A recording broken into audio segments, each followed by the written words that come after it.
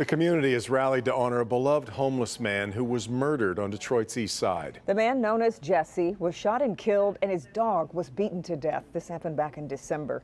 As Victor Williams shows us, neighbors raised money to give him a proper goodbye.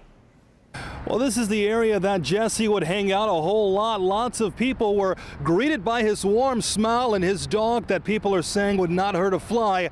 But somehow they ended up vanishing, and now we know the tragic reason why.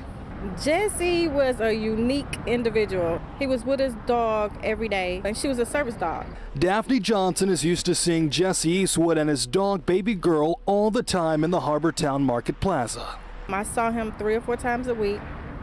He never asked for anything, but I would give him like food for the dog, food for himself. Yet all that changed on December 10th when Jesse and Baby Girl seemed to disappear out of nowhere. Turns out he was murdered.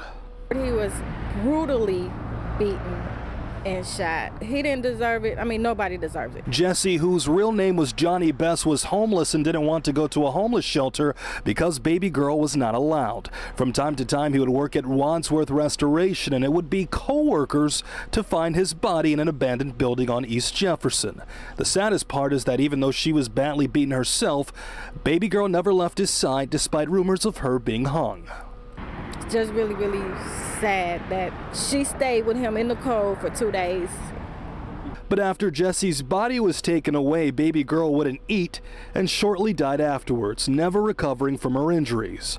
With all the bad news, Daphne worked to create a GoFundMe page to give Jesse a proper burial, and in the process, she was able to find his parents outside of the state.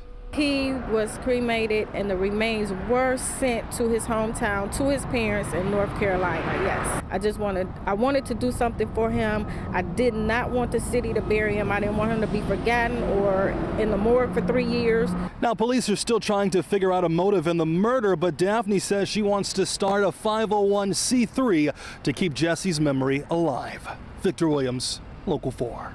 Well, so far that GoFundMe page for Jesse has raised nearly $2,000, almost doubling the goal. All proceeds have been donated to his parents.